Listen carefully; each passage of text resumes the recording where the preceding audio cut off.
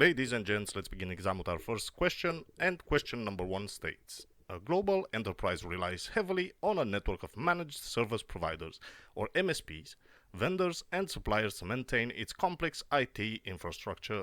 Recently, there has been an increase in sophisticated cyber attacks targeting the supply chain, exploiting vulnerabilities such as open service ports and default credentials. Given the nature of these supply chain dependencies, which vulnerability presents the greatest risk to the enterprise's security and necessitates comprehensive protective measures? Is it A. Open service ports? Is it B. Default credentials? Is it C. Insider threats? Is it D. Unpatched software? Or is it E. Compromised MSPs? You know, 5 seconds.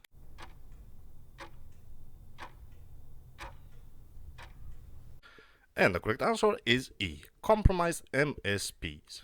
Compromised MSPs present the most significant risk because attackers can exploit the trusted access and integrations that MSPs have within the enterprise's IT infrastructure. Once an MSP is compromised, attackers can move laterally, gaining access to sensitive data and critical systems, potentially causing widespread damage. Comprehensive proactive measures should include stringent security audits, robust access controls, continuous monitoring, and incident response planning specifically tailored for supply chain risks. For example, consider a scenario where an attacker successfully compromises an MSP providing IT services to the enterprise. Using the MSP's trusted access, the attacker can infiltrate the enterprise's network, exfiltrate sensitive data, deploy malware, or disrupt operations. The impact of such an attack can be catastrophic, underscoring the need for rigorous security measures and monitoring of all third-party providers. And now for the incorrect answers: A. Open service ports. Whilst open service ports can be exploited for unauthorized access, they are less impactful compared to the broad access and integration points a compromised MSP provides. B. Default credentials. Default credentials pose a significant risk, but are generally easier to mitigate through enforced password policies and regular audits. C. Insider threats.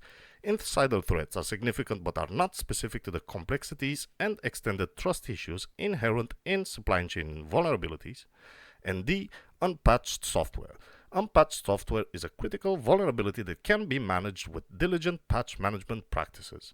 It does not specifically address the unique risks posed by compromised MSPs with extensive network access. And for the next question of our exam, question number 2. And the question states: a large financial institution faces increasing threats from various social engineering attacks aimed at exploiting human vulnerabilities within its organization. These attacks include business email compromise, pretexting, and typo squatting, all designed to deceive employees and gain unauthorized access to sensitive information. Which of the following attack vectors poses the most significant risk due to its potential for widespread damage and requires robust proactive measures? Is it A. Business email compromise? Is it B. Pretexting? Is it C. Typo squatting? Is it D. Impersonation? Or is it E. Watering hole attack? You have 5 seconds.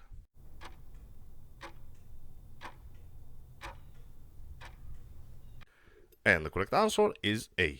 Business email compromise.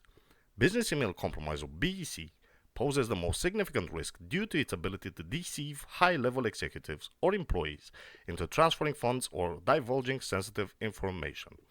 BEC attacks can lead to substantial financial losses and significant data breaches. Implementing robust email authentication protocols, employee training on recognizing phishing attempts, and stringent verification processes for financial transactions can help mitigate this risk. For example, consider a scenario where an attacker gains access to the email account of the company's CFO and sends fraudulent emails to employees in the financial department, instructing them to transfer large sums of money to the attacker's account. The financial institution could suffer severe financial losses and reputational damage before realizing the emails were fraudulent. And now for the incorrect answers: B. Pretexting. Pretexting involves creating a fabricated scenario to trick victims into divulging information, but typically requires more direct interaction that can be limited in scope compared to BEC. C. Typo squatting. Typo squatting involves registering domain names, similar to the legitimate ones, to deceive users, but often targets individuals rather than a broader organizational financial process. D. Impersonation. Impersonation attacks, whilst dangerous, usually focuses on specific targets and may not have the widespread impact of a successful BEC attack. And watering hole attack. Watering hole attacks compromises websites frequented by the target group to infect them with malware, but the financial and operational impact of BEC attacks on financial institutions is generally more immediate and severe. And for the next question for exam, question number 3. And the question states, a healthcare organization has developed a patient management system that collects and processes sensitive personal and medical information. Due to the critical nature of the data and potential exploitation of input fields, which input validation technique should be prioritized to ensure the highest level of security against injection attacks? Is it A. Blacklisting? Is it B. Data length validation? Is it C. Type checking? Is it D. Whitelisting? Or is it E. Input sanitization? In now 5 seconds.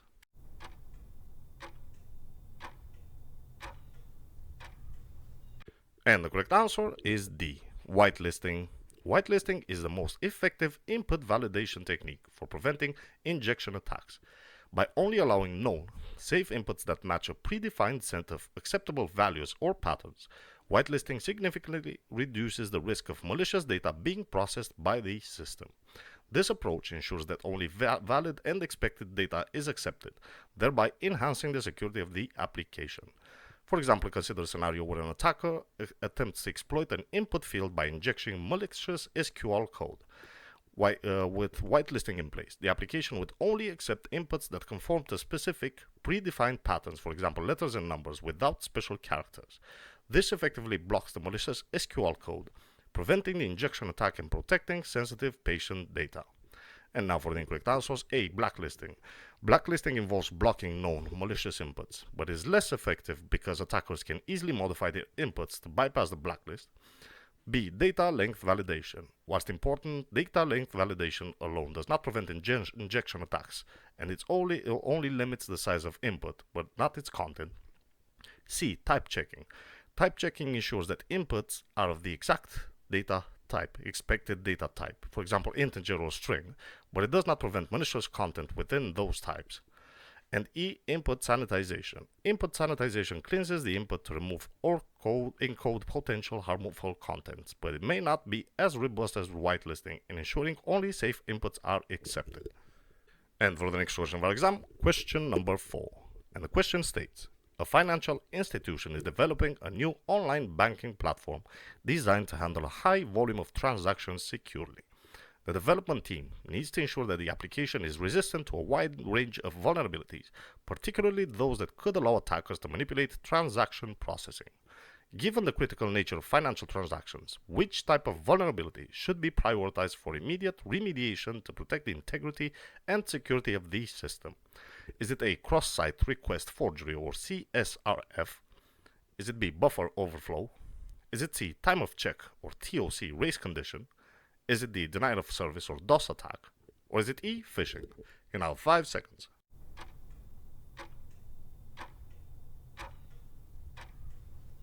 And the correct answer is C. Time of check or TOC race condition. Time of check or TOC race conditions occur when there's a delay between the checking of a condition and the use of the result of that check, allowing an attacker to exploit the timing window to manipulate the resource. In a financial context, such vulnerabilities can be particularly damaging, as they may enable unauthorized access, transactions or data manipulation. For example, consider a scenario where the online banking platform checks the balance of an account before approving a transaction. An attacker could exploit a TOC race condition by rapidly initiating another transaction that changes the account balance between the check and the final transaction processing, potential leading to unauthorized overdraft or fraudulent transactions. Remediating TOC race conditions ensures the integrity of transaction processing, preventing such exploits. And now for the incorrect answers. A. Cross-site request forgery or CSRF. While CSRF is a critical vulnerability that allows attackers to perform unauthorized actions on behalf of authenticated users and can be mitigated with anti-CSRF tokens and does not directly impact the timing aspects of transaction integrity. B. Buffer overflow. Buffer overflow can lead to arbitrary code executions and are serious threats. but they don't specifically target the transactional logic and timing mechanisms in financial transactions. D. Denial of service or DOS attacks. DOS attacks aim to disrupt service availability, which is crucial, but does not directly compromise transactions' integrity in the same manner as TOC race conditions. And E. Phishing. Phishing attacks are social engineering techniques that deceive users into providing sensitive information. Whilst critical, the target users rather than applications' transactional integrity and timing mechanisms. And for the next question of our exam, question number 5. And the question states, a popular e-commerce website processes millions of transactions daily, storing sensitive customer data, including payment information. The development team must ensure the website is secure from common web-based vulnerabilities that could be exploited to access or manipulate this data. Given the potential risk, which type of vulnerability should be prioritized for immediate remediation to protect the integrity and confidentiality of customer data? Is it A. Distributed denial of service or DDoS attack? Is it B. Structured query language injection or SQLI? Is it C. Social engineering? Is it D. Physical security breach? Or is it E. Zero-day exploit? You have 5 seconds.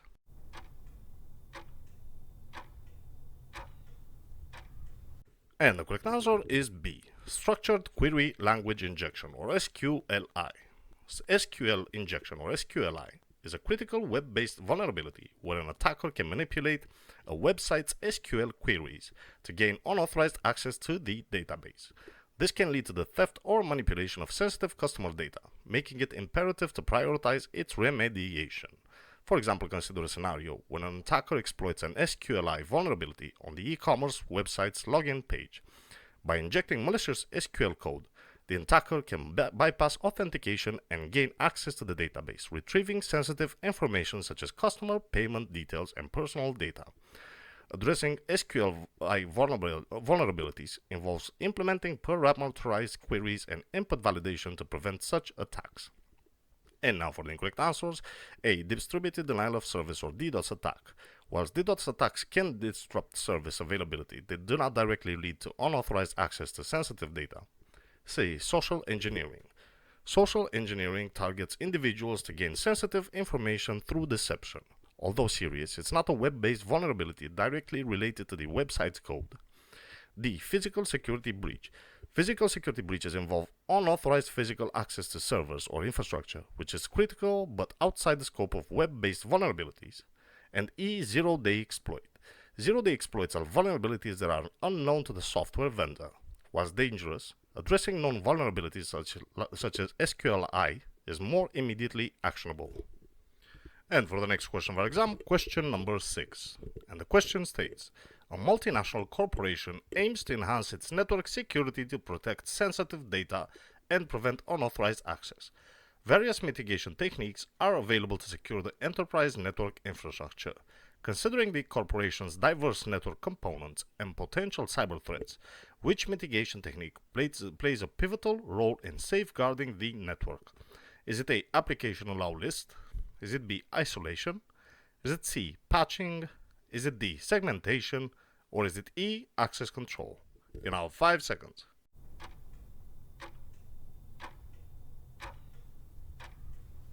And the correct answer is D. Segmentation. Segmentation involves dividing the network into distinct segments or subnetworks, each with its own security measures and access controls. This technique limits the scope of potential breaches and prevents lateral movement by attackers within the network. Implementing segmentation enhances security by isolating critical assets and reducing the attack surface. For example, imagine a scenario where the multinational corporation segments its network into separate zones for different departments such as finance, human resources, and research development. By implementing a segmentation, even if an attacker gains unauthorized access to one segment, they are unable to compromise the entire network, thus protecting sensitive data and minimizing the impact of security breaches. And now for the incorrect answers. A. Application allow list. An application allow list controls which applications are permitted to run on a system. Whilst important for security, it does not address the segmentation of network into separate zones. B. Isolation. Isolation involves separating segments or components, systems or components to prevent communication between them. Whilst isolation is a security measure, it might not provide the same level of granularity and control as network segmentation. C. Patching. Patching involves applying updates and fixes to software vulnerabilities whilst it's crucial for security, but differs from the concept of network segmentation. And E. Access control. Access control regulates who can access resources and what actions they can perform, which is essential but distinct from the concept of segmentation. And for the next question of our exam, question number 7. And the question states, in its ongoing efforts to fortify network security, a multinational corporation is devising strategies to safeguard its intricate network infrastructure against sophisticated cyber threats and unauthorized access attempts. Understanding the complexity and diversity of potential security risks, which advanced mitigation technique emerges as indispensable for protecting the enterprise network? Is it A. Zero Trust Architecture or ZTA? Is it B. Microsegmentation? Is it C. Threat Intelligence Integration? Is it D. Role-Based Access Control or RBAC? Or is it E. Adaptive Authentication Mechanisms? You now have 5 seconds.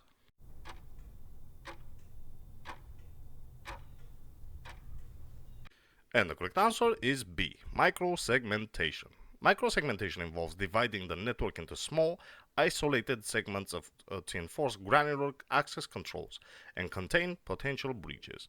By segmenting the network at a more detailed level, organizations can restrict lateral movement by attackers and minimize the impact of security incidents. Microsegmentation enhances security by compartmentalizing critical assets and limiting the attack surface. For example, consider a scenario where the multinational corporation implements microsegmentation to create distinct security zones for different departments or services within the network. By tightly controlling communication between segments and enforcing strict access policies, the corporation can prevent unauthorized access to sensitive data and mitigate the risk of lateral movement by cyber adversaries. And now for the incorrect answer, Zero Trust Architecture A, or ZTA.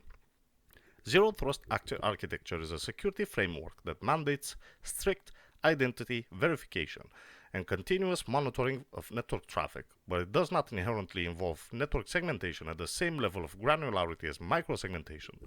C. Threat Intelligence Integration. Integrating threat intelligence involves leveraging external data sources to identify and mitigate potential threats. Whilst crucial for proactive security measures, it does not directly relate to the network segmentation strategy provided by microsegmentation. D. Role-Based Access Control or RBAC. RBAC regulates access based on predefined roles and permissions assigned to users or groups. Whilst effective for access management, it does not offer the same level of network isolation and segmentation capabilities as microsegmentation. And E. Adaptive Authentication Mechanisms.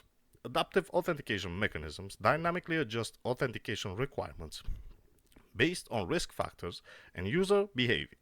Whilst valuable for enhancing authentication security, they do not directly address the network segmentation requirements fulfilled by microsegmentation. And for the next question of our exam, question number 8.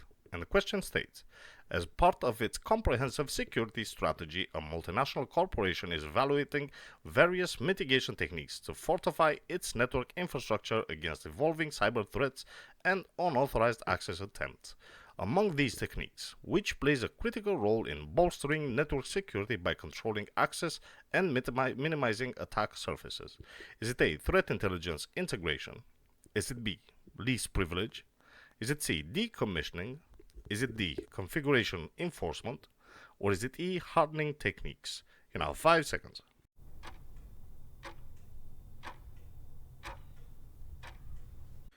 And the correct answer is B. Least privilege. Least privilege entails granting users or processes only the minimum level of access or permissions required to perform their tasks. By adhering to the principle of least privilege, organizations can limit the potential damage caused by compromised accounts or malicious actors. This mitigation technique helps prevent unauthorized access to sensitive resources and reduces the overall attack surface, thereby enhancing network security. For example, imagine a scenario where the multinational corporation adopts the least privilege principle to restrict employees' access rights to specific network resources based on their roles and responsibilities. By granting access only to essential resources necessary for each employee's job functions, The corporation minimizes the risk of insider threats and unauthorized data breaches. And now for the incorrect answers. A. Threat intelligence integration. Integrating threat intelligence involves leveraging external data sources to identify and mitigate potential threats. Was viable for proactive security measures. It focuses more on threat detection and response rather than access control and attack surface reduction. C. Decommissioning. Decommissioning involves retiring or removing outdated or unnecessary network assets to eliminate potential security vulnerabilities. Whilst important for maintaining a secure network environment, it does not directly address access control or minimizing attack surfaces. D. Configuration enforcement. Configuration enforcement entails ensuring that network devices and systems adhere to established security configurations and policies. Whilst crucial for maintaining security posture, it is distinct from the principle of least privilege, which focuses specifically on access control. And E. Hardening techniques. Hardening techniques involve strengthening the security of network devices and systems by implementing additional security measures such as disabling unnecessary services or applying security patches. What's essential for mitigating security risks, they do not specifically address access control or minimizing attack surface as directly as the principle of least privilege does. And for the next question of our exam, question number 9. And the question states, as technology evolves, different architecture models present unique security challenges and considerations for enterprises. A multinational corporation, recognizing the importance of robust security measures, seeks to enhance its security infrastructure resilience against cyber threats. Amongst the various architecture models, which one introduces distinct security implications that require specialized mitigation techniques? Is it A. Serverless? Is it B. Microservices? Is it C. Infrastructure as Code or IAC? Is it D. Cloud? Or is it E. Network infrastructure? You now have 5 seconds.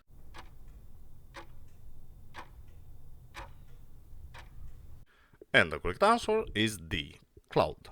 The cloud architecture model introducing unique security implication due to its distributed nature and reliance on third-party providers. Organizations must carefully consider the responsibility matrix, addressing which security responsibilities fall on the cloud service provider and which remain the organization's responsibility. Additionally, hybrid cloud deployments and reliance on third-party vendors introduce complexities that require thorough risk assessment and mitigation strategies. For example, in a cloud environment, the multinational corporation must navigate shared responsibilities for security between itself and the cloud service provider.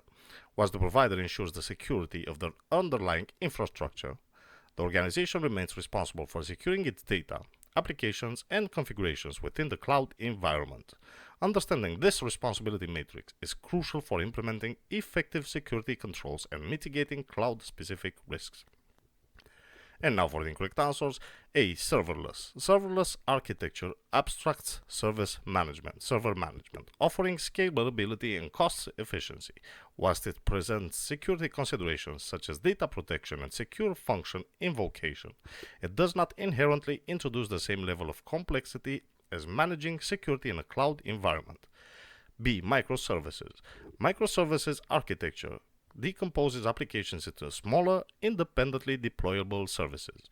While securing microservices involves considerations like service-to-service communication and API security, it doesn't inherently involve the same level of reliance on third-party providers and shared responsibility as cloud deployments. C. Infrastructure as Code or IAC. IAC automates infrastructure for provisioning and management through code. While security considerations include configuration management and ensuring secure coding practices, it does not introduce the same level of complexity related to third-party cloud providers and responsibility matrices as cloud architecture. And E. Network infrastructure. Traditional network infrastructure involves securing physical and logical network components. Whilst important, it doesn't inherently introduce the same challenges related to distributed architecture, hybrid deployment, and third-party reliance as cloud architecture does. And for the last question for exam, question number 10. And the question states, navigating the complex landscape of network security, a multinational corporation is meticulously analyzing the security implications of various architectural models. with a keen understanding of the intricate risks involved. Which advanced mitigation technique is paramount for fortifying the enterprise network against sophisticated cyber threats? Is it A. Federated identity management? Is it B. Blockchain technology integration? Is it C. Container orchestration? Is it D. Threat intelligence fusion? Or is it E. Adaptive network access controls? You have 5 seconds.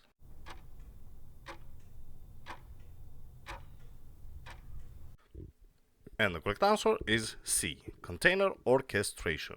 Container orchestration is a sophisticated mitigation technique that involves managing and automating the deployment, scaling, and operation of containerized applications. By effectively orchestrating containers across a distributed environment, organizations can ensure optimal performance, scalability, and security. Container orchestration platforms provide advanced features such as service discovery, load balancing, and automated recovery, enhancing network security by streamlining container management and ensuring consistent security policies. For example, consider a scenario where the corporation adopts container orchestration using platforms such as Kubernetes or Docker Swarm. With container orchestration, the organization gains centralized control over container deployment and management, enabling seamless scalability and rapid response to security incidents. Additionally, features like automated security scanning and policy enforcement enhance network security by proactively identifying and addressing vulnerabilities within containerized applications. And now for the incorrect answers. A. Federated identity management. Federated identity management facilitates single sign-on or SSO across multiple systems but does not directly address the security implications of container orchestration. B. Blockchain technology integration. While blockchain technology offers decentralized and immutable data storage, its integration does not inherently mitigate the security risks associated with container orchestration. D. Threat intelligence fusion. Threat intelligence fusion involves aggregating and correlating data from various sources to identify emerging threats, which is valuable but differs from the security implications of container orchestration. And E. Adaptive network access controls.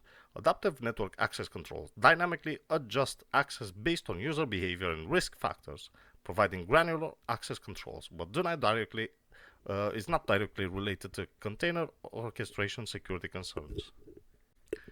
Ladies and gents, this is the end of our exam. If and only if you found this video informative, make sure to drop a sub and share this video with your friends. I hope you found this video useful, and I will see you guys next time.